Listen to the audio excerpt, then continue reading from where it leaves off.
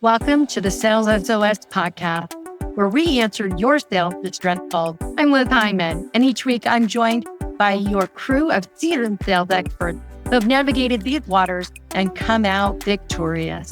So if you're ready to turn your sales distress into sales success, you're in the right place.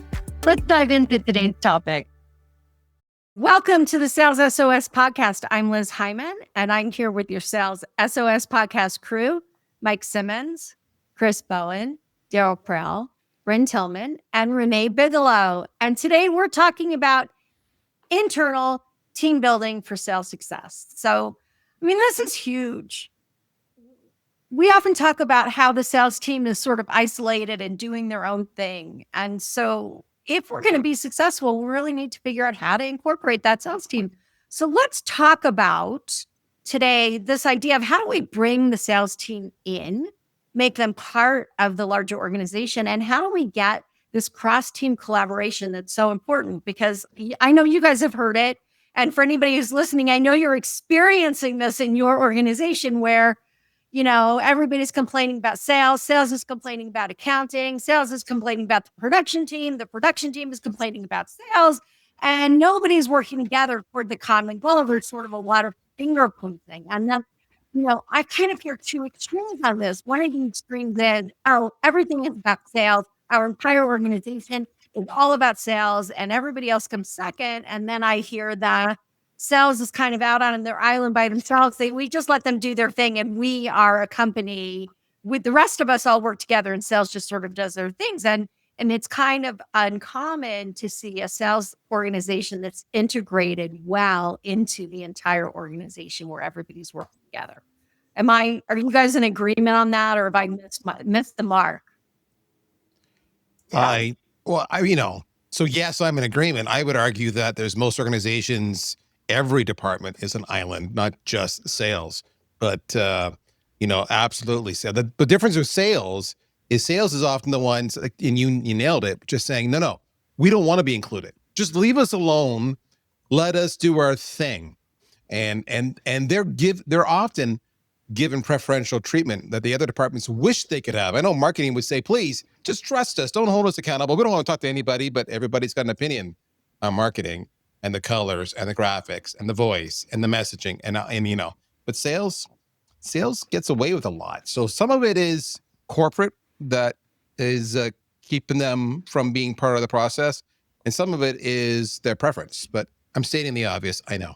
Are you saying sales isn't accountable? Often I'm saying sales isn't accountable. No. Yes. Absolutely. No. Yes. Absolutely. Yes. Hold on. Tell me the marketing quota. I can bring a marketing quota. Okay, I can tell Give this me marketing quota. I was thinking the same thing, Mike. So Which quota you want? You want the MQL quota? You want the old revenue contribution quota? You want the return on marketing spend quota? You tell me, what quota do you want? I'm just going to say, color me not surprised that the very first part of this, when we talk about sales in isolation, goes to whether or not marketing and sales I know. are working as one Nailed thing. it. I don't want to be held accountable. Isn't that what I said? Just leave me alone. Yeah. No, but this is a common conversation, and it's not just that.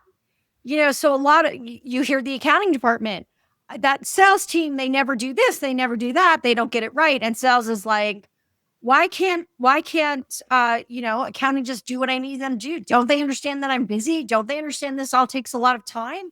Or the production team. This is my favorite one was sell, said the CEO. And the production team was like, yeah, we got a 6 months delivery timeline. So if you sell it now, we can't deliver for 6 months. Right? So it doesn't really matter where the finger pointing goes. In this room, it's obviously going to be sales and marketing because we've got a bunch of sales leaders and a bunch of marketing leaders. So, we see that immediate sort of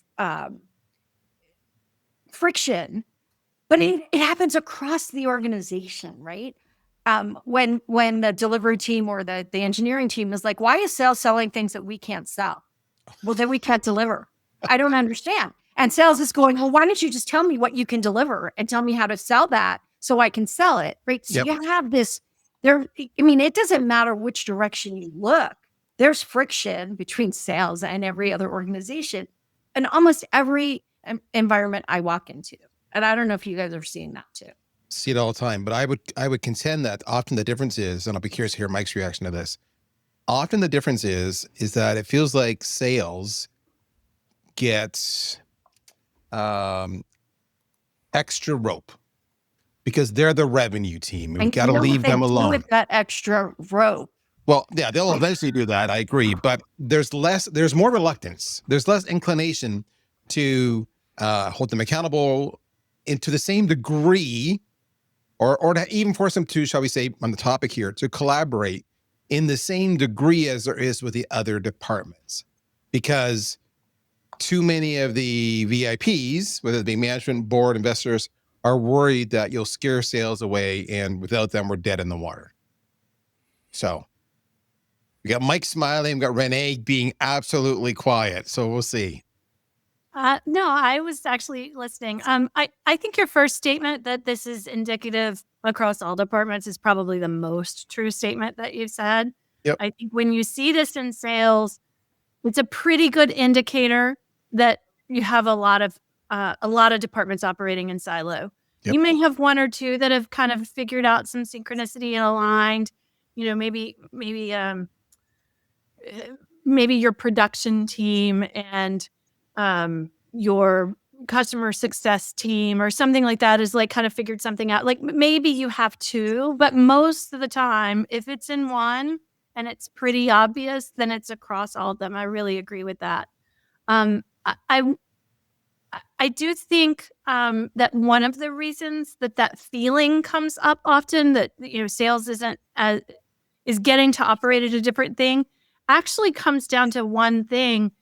I think often upper management, not sales management necessarily, but upper management says, I don't want my salespeople in meetings. I want them out selling. So the rest of the team is in a meeting and they're all talking about it and sales isn't there. Sales doesn't have a voice. So when they come back, since they weren't in the meeting, they share what their voice was. And then all of a sudden, so that one thing in particular, I think drives a lot of the problems that you described. Not so much that sales gets a long rope, or that it's more that if I want sales selling, and they aren't allowed to be a part of the team, then the team gets disconnected from sales. Well, I think you have to be really careful with some of that. So I think, yes, you want your sellers selling. There are a lot of meetings in some organizations that aren't valuable for the majority of people that are in those meetings, right? Like you can have some of these all hands and it's frankly watered down content in a lot of them. But you're trying to force the whole team there. If you're going to have something that's going to be, what is our direction? Where are we heading? What's the changes to the product? All of those types of things that are going to impact sales, then they should be absolutely included in those discussions and make sure that they're aligned. They should the leaders of those organizations should be pulling people in from, whether it's product, whether it's marketing, finance, anything that they're going to ultimately impact. Pull them in for a quick session in your weekly sales meetings. Have them go over a quick thing. Doesn't have to be that we're going to spend an hour on this. We're going to spend 15, 20 minutes a week going through a whole list of topics over the course of a year to make sure that, hey, our team knows exactly who to go to for what the process is, how we're going to go to market, what we're going to be rolling out, what we can, what we can't do, and gives the salespeople a chance to talk to those people, meet those people. They can set up their own calls later on. I've done that.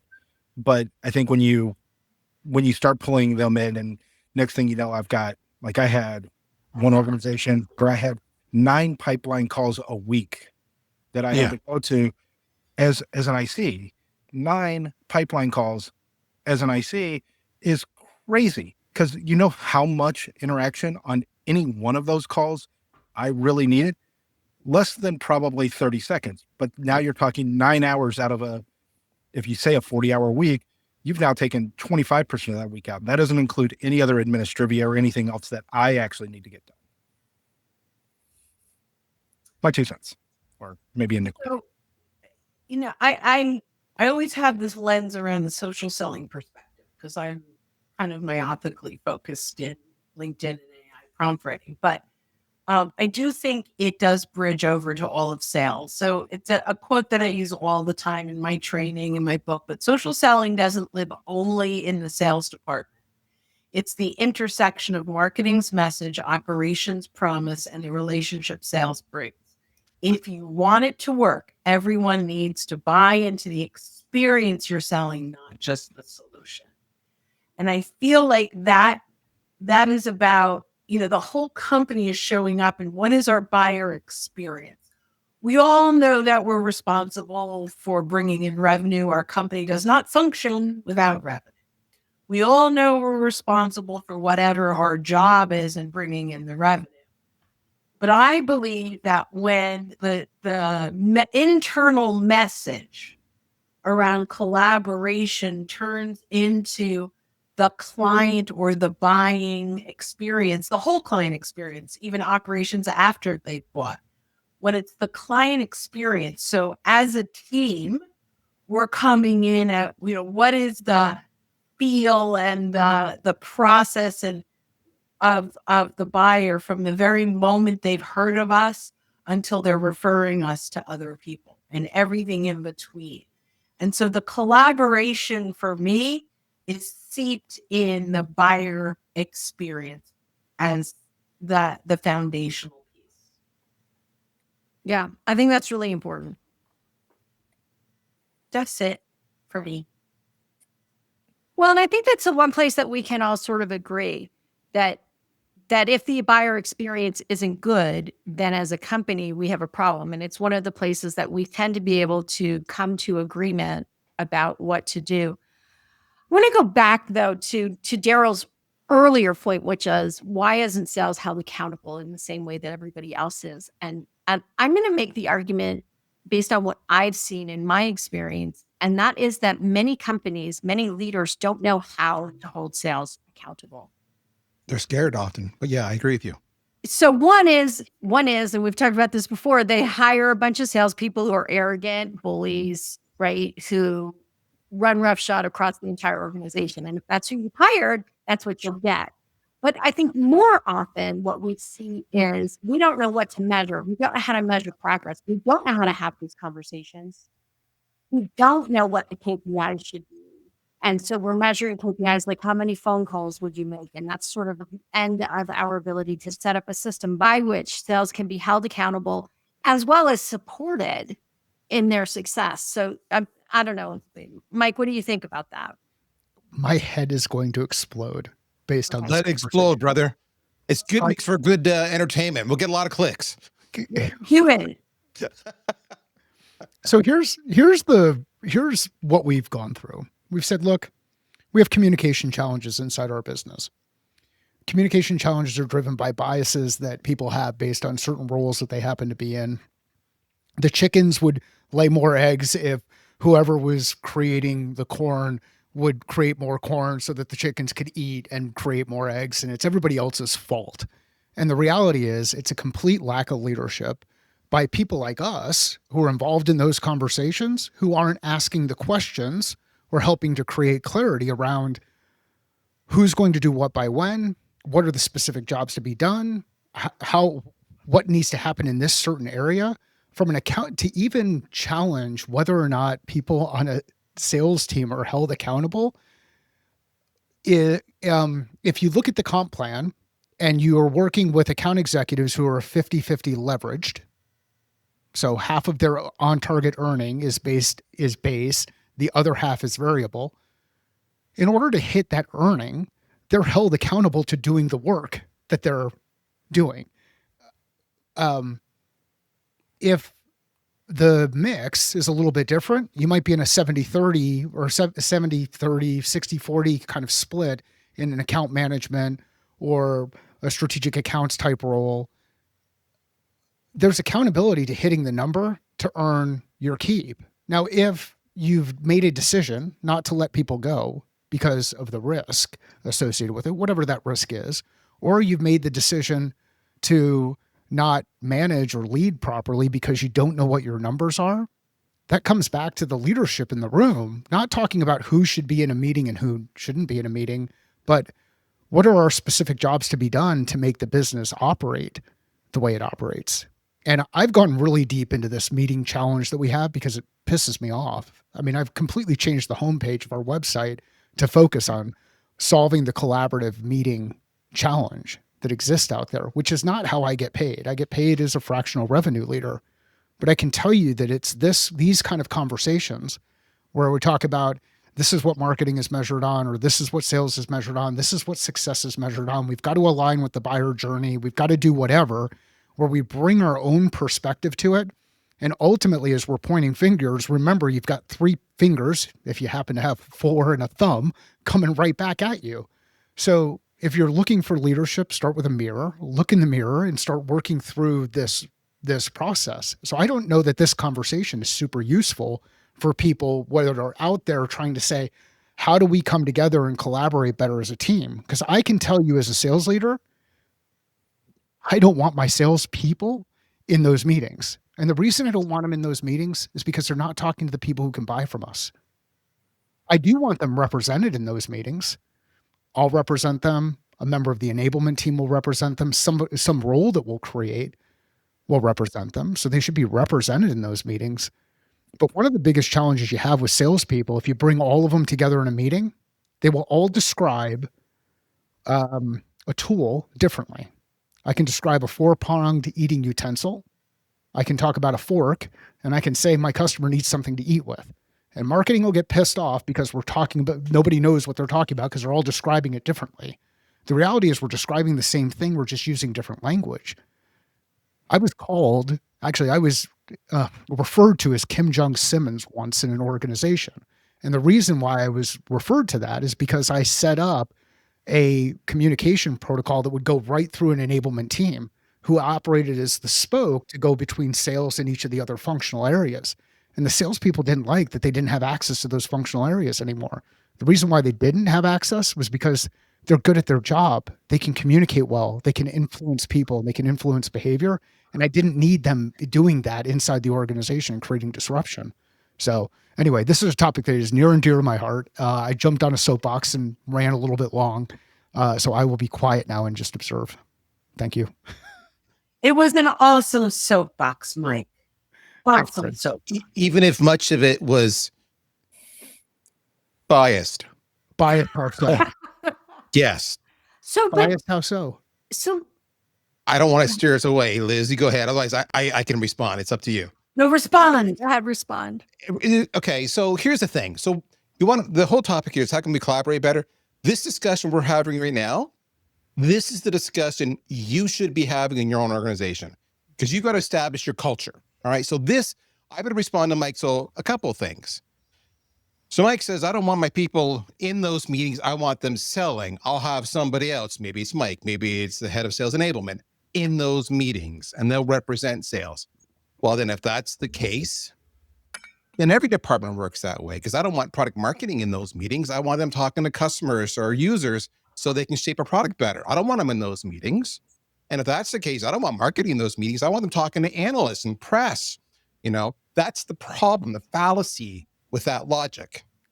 So either we're all in this, let me ask a question. or we have an executive team that collaborates and relays the message. Now, second part, you made the statement that my reps are paid. If they're not selling, they're not making the money. You're right, 1,000%. But they made that choice because they want the big bucks. That marketing person who makes a fraction of what the salesperson makes is equally held accountable. If they don't get the results, if they don't drive the leads, just like a salesperson not hitting their number, they're gone. But they never have a chance to make the big number. So if you want to make the big number, you can't say, I'm excused from everything. That's the thing to this. So either we're all in this, or we have a core team that collaborates and the rest are busy doing their day jobs. So let's talk about the core team who collaborates. Yeah. At what point did I say that I didn't think that each team should have a core member that's part of the group? You said that, and I agreed with you. Okay. But you also said You said, I don't want sales in there because they should be out selling. And I I'm said I saying don't want the sales. I the said I don't same want the logic sales rep. applies to all the other departments. So I don't want the because- marketing team in there because they should be doing marketing, and I don't want the Correct. engineers in there So because they have- should be engineering. Yeah. So Right. have that marketing representative be in there and Correct. actually enable, bear with me, enable. No, I'm and actually empower agreeing them. with you. The important part here is that it's not that sales gets a representative, but everybody else needs to be there. Right. Lead, like enable and you empower didn't say your that team to part. do the You work. didn't say I that do part. feel compelled to say one thing. Of course. In most mid-market and smaller companies, the marketing team is going to be very small. Yep. So you may have 10 sellers, 20 sellers, whatever, that you're protecting by sending one person, but you're going to have 1 or 2 or 3 marketing people that have to go to all the things and still get the job done. So I just have to say that because marketing, unless we're getting closer to enterprise size, marketing keeps shrinking and shrinking and shrinking and expected to do more and more. So I am not defending the marketing versus sales, but I do have to make that distinction to this scenario that you're putting in. What's the job to be done of a meeting? Well, it depends on the meeting, Mike. I mean, Okay. and I think this is what's really important. I think the first thing that comes out of this is, one, communication has to flow both ways. And the appropriate people to provide that communication flow and the appropriate people to hear it, it's important that they are in the room, however you decide what that is. But there are many kinds of different meetings. And this is one of the things that frustrates me about this no meeting ideology is some meetings are working meetings where we're actually working through a problem. Like, we need to do content marketing and we need sales to help us figure out the buyer perspective. We have a bunch of questions. Can we get somebody who's face-to-face with the sales team having a conversation with us about it? So it depends. Some meetings are everybody sharing information. Some meetings are people working together. There's lots of different kinds of meetings with different purposes. Do you all apply a jobs to be done framework to the meetings that you conduct either with your clients or inside your organizations? Essentially. Good. So what are the core jobs to be done of meetings? Like if you just lay it out, my view, I think there's 3 jobs to be done and you can't do more than one in any meeting, or you shouldn't do more than one. But what are the jobs to be done of a meeting? So there was collaboration. I heard that one. What else? Information sharing. Information sharing. What are common mistakes that people make in information sharing meetings? Well, one of my favorites is let's have the entire sales team in one room and let's do a funnel review on everybody while we're sitting there. That is not a good use of time. No. However, there are times where information about the sales funnel needs to be provided to the delivery team, and there needs to be a mechanism for conversation so everybody understands. Do 25 people need to sit in that meeting for an hour? Probably not, but you still need the information flow back and forth, that question and answering. So there's 3 frameworks in my mind. You may have another one. One is providing information. This is our new product. This is how it's going to work. This is blah, blah, blah, right? Second one is information sharing back and forth. And then the third is collaboration. Let's solve something together. So I don't know if you have another framework for meetings, but those are So from my perspective, the 3, and they align with this. Number 1 is information to be shared with question and answer. So there's some kind of feedback loop that's happening. If you're just conveying information and you're not going to have any feedback, record it, send an email, get it out there. So information with some kind of feedback loop. The second type is a decision-making meeting where we're either going to decide to do something or decide not to do something, or keep doing something, whatever it is, but we're going to make a decision, go or no go. And then the third type is a collaborative meeting. And I think a lot of time is wasted in collaborative meetings. And in those collaborative meetings, you can do things like design for a solution, design for buyer journey. You can align on strategy and tactics, or you can go through the process of solving a problem. I think too often what ends up happening in many of our organizations is we have what we think is a decision-making meeting, which is ultimately an information sharing meeting because the decision's already been made. So we get ourselves into these traps where we try to do too much in the meetings. There's a lack of clarity in those meetings. And that is why I defend my team's time relative to those meetings and defend my time relative to those meetings. So you left out coaching, you left out funnel reviews. Like, where do those fit? Performance reviews, like where do things like that fit? So I would say that coaching, performance review, unless you're putting somebody on a PIP, are probably all going to be collaborative meetings in a one-on-one environment. That's how I would put them. But as far as on that side, so that would probably be the fourth, which would be one-on-one collaborative type meetings. That's how I would describe that one. So I go back to what Darryl said, which is, look, you're protecting sales time. Sometimes we have to protect marketing. Sometimes we have to protect engineers. And what I really hear you saying, Mike, more than anything is, let's make sure that the meetings we're having are delivering the outcomes that we need and the right people are in the room doing the right things, which is, funny enough, what all of business is about, right? From the selling side, we're doing the same thing. Are the right people having the right conversations with the right people about the right things in the right place? Like this happens over and over again. So I think we kind of all agree. We just come at it from a different perspective. We shouldn't be wasting anyone's time in meetings, right? Right. Bingo. Guaranteed. But we're sitting here, guys, having a meeting.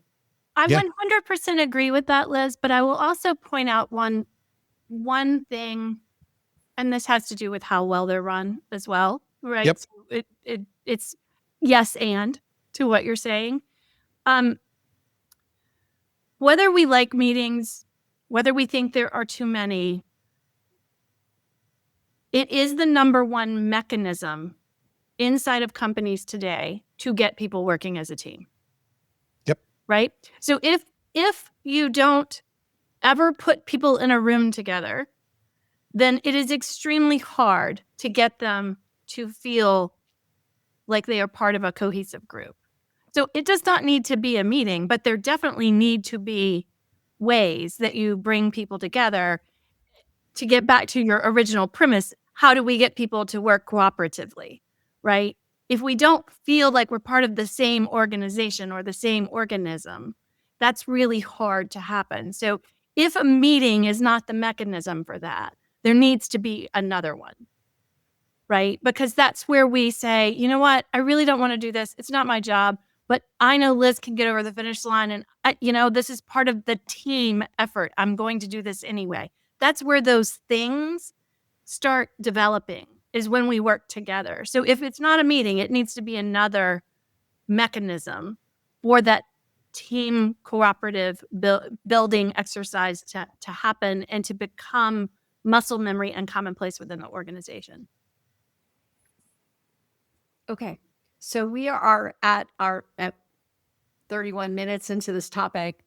I think the big wrap up here, the big thing here is thinking about how we're engaging as different departments and different people around the things that we need to develop or learn, and that we have the appropriate meetings and have the appropriate conversations to get people working as a team, as opposed to working completely in silos, but making sure that we're not overdoing it. I mean, that's kind of what I'm hearing as the final outcome. Mike, Darryl, Renee, did I get that right? Yeah, I mean, add a little color. The whole thing is to get consensus on what the goals and objectives are, and then to make sure all departments, all the team leaders, all the people who have influence and control are aligned on that. And that's not going to happen in a single conversation. You saw what just happened here right away, unscripted. This is what's going to happen in your company too, but you need to get it, because Mike's probably hearing things from me that he's not heard before, or maybe he has, and vice versa, right? Or maybe there's baggage from past jobs or past gigs that we're bringing into this one, and it's coloring how we approach, the collaboration, the cross-team collaboration. So you need to get that out in the topic. So, and because the objective is to make sure everybody's aligned, make sure we're all on the same expectations, the same level of accountability, and there's no secrets, there's no surprises. If you don't, you're dysfunctional, and you're not going to get better no matter how many PowerPoint presentations you make. And I will tell you, I just had a conversation recently where the marketing team said the sales team's asking for all this stuff, but they're not showing up. Like they are not engaging with us. They are not answering our questions. They're not helping us develop what they say they need. So again, like how do we all get to the same place? Sales wants this, marketing wants to deliver. How do we get there? How do we get over the finish line to make those kinds of things happen?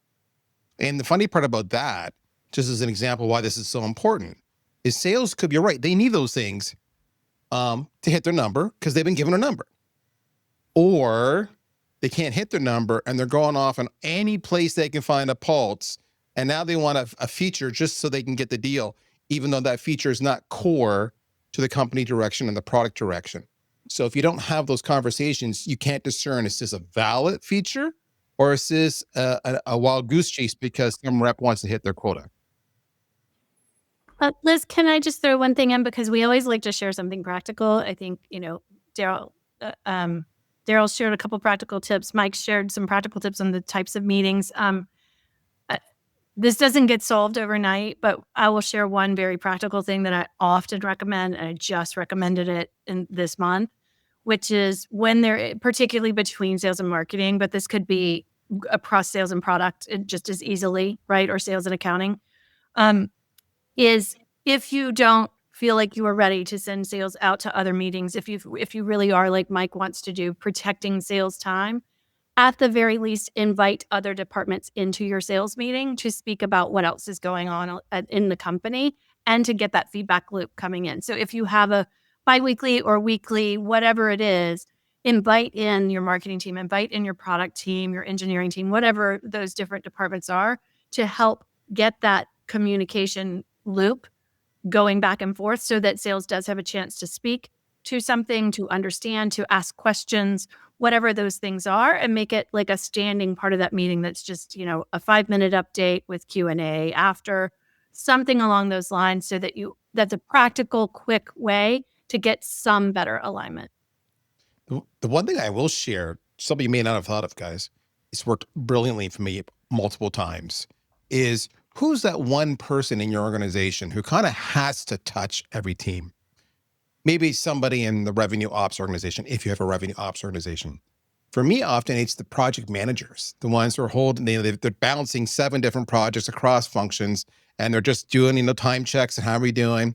And it's amazing if you have a good relationship with that project manager or that rev ops person, they will tell you, hey, Darryl, I was in the meeting with marketing on project number 1, and you guys said this. And I was in meeting with sales on project number 2, and they said that and this are opposite ends. You two should talk.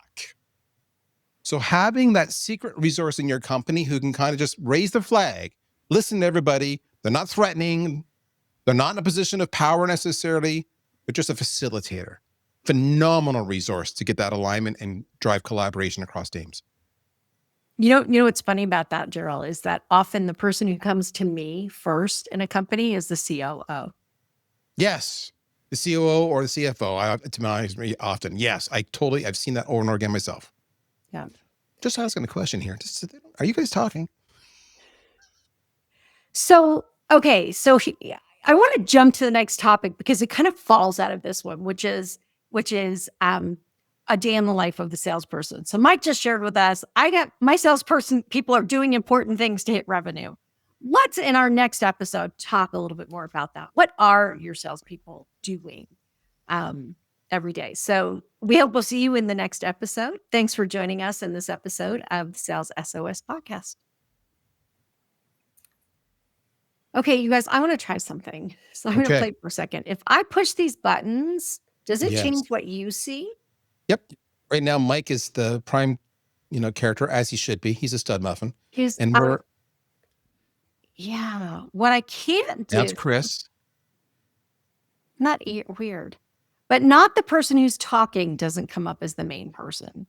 What if there's a way to? You're. Brynne, you're muted. Brynne. You sound great, but you're muted. Say that's when I sound the best. Yeah, I know. So do that again. Click on Chris. We're okay. Now click on Renee. And she should go to the. You just leave it on Renee full time. Well, probably. Oh, There no, we go. that didn't work. I would think go nuts trying to do that the whole time. That did not work. Just This is why they have producers of live streams. So Yeah, so those of you who are hanging out with us right now, bear with me as I try to figure out how this program works. this is what happens when behind the scenes is unveiled. Perfect example of collaboration. Yes, I'm not sure how to do this, so we'll just go back to everybody being the same size. What were you going to say, Brynne? Nothing. Okay. Not- It was What worth did it this try. say? I thought I could get the person speaking to be highlighted, but no, Mike is highlighted because he is in the top left-hand corner. I don't know what to tell you. You can actually move our boxes around. You can drag and drop them. Oh, I wonder if Yeah. See, if I were you, that would help. that's how you do it. But that doesn't have everybody in this view. Let's try this view. Okay. Ah, look at that. I can actually move people who are talking. It's like the beginning of the Brady Bunch. There's a story. Working You on got it. more. You kind of look like the dad, Mike. All right. Thanks for hanging out with us while we figured that out, everybody. Let's jump into our next session. And that's a wrap for this episode of the Sales SOS Podcast. A huge thank you to our experts for throwing us a lifeline with their insights. We hope that episode has equipped you to navigate sales leadership with confidence. Never miss an episode. Subscribe to your Sales SOS Podcast on your favorite platform. If you have questions, comments, or topics you'd like us to explore, join us live on LinkedIn every second Friday, or share your questions on LinkedIn or YouTube. Until next time, keep sailing toward your sales goal.